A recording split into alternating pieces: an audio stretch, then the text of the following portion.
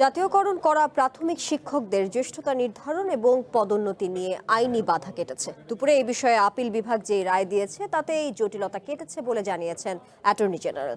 তিনি জানান, এর ফলে দেশের 32,500 সরকারি প্রাথমিক বিদ্যালয়ে প্রধান শিক্ষক নিয়োগে আর কোনো আইনি বাধা থাকলো না। শিক্ষামন্ত্রী বলছেন, এই রায়ের মধ্য দিয়ে প্রাথমিক শিক্ষা কার্যক্রমে স্বস্তি ফিরবে। 2013 সালে 26,000 বেসরকারি প্রাথমিক বিদ্যালয়ে অধিগ্রহণ করে সরকার। সিদ্ধান্ত হয় এসব স্কুলের শিক্ষকেরা প্রধান শিক্ষক হতে পারবেন না, তারা যোগদান করবেন সহযোগী শিক্ষক হিসেবে। এমনকি তাদের অবস্থানও থাকবে সরকারি স্কুলের শিক্ষকদের নিচে, আর অবসরের পর পেনশন হবে 50%। কিন্তু 2017 সালে এসব বিধানের বিরুদ্ধে হাইকোর্টে রিট করেন একদল শিক্ষক। দীর্ঘ আইনি প্রক্রিয়া শেষে সরকারের ওই বিধান বাতিল করে রায় দেয় উচ্চ আদালত, যার বিরুদ্ধে আপিল করে সরকার। বৃহস্পতিবার যার নিষ্পত্তি হয় আপিল বিভাগে।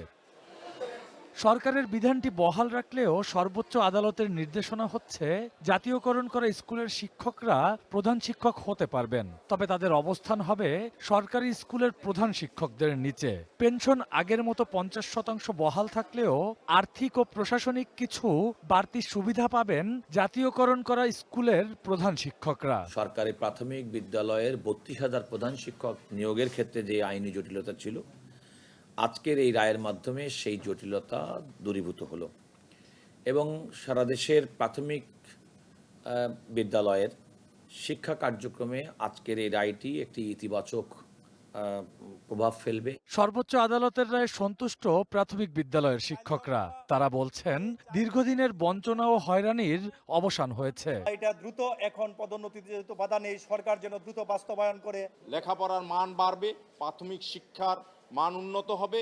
এদিকে হাইকোর্টের রায়ের ফলে প্রাথমিক বিদ্যালয়ের শিক্ষকদের নিয়োগ ক্ষমতা হারিয়েছিল মন্ত্রণালয়। আপিল বিভাগের এই রায়ের মধ্য দিয়ে শিক্ষক নিয়োগে মন্ত্রণালয়ের অধিকার ফিরে এসেছে বলে জানান শিক্ষামন্ত্রী। এই যে আমরা পেলাম, পাওয়ার কারণে আমরা 36,235টি শিক্ষককে প্রধান শিক্ষক অ্যাপয়েন্টমেন্ট দিতে পারবো এবং সেই সাথে ইমিডিয়েটলি আমরা 38,443 জন এসিস্ট্যান্ট টিচার নিয়োগ দিতে পারবো।